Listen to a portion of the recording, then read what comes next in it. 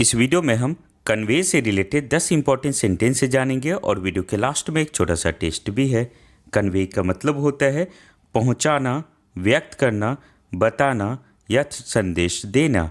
First sentence है he will convey the news, she conveyed her ideas well, convey your message clearly, we convey feelings through words, please convey thanks to your parents.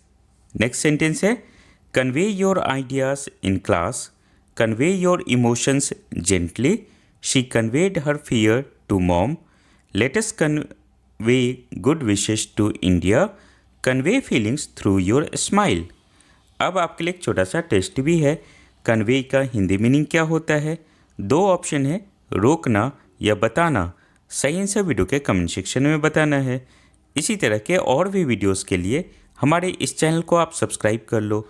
All the best for your upcoming exam.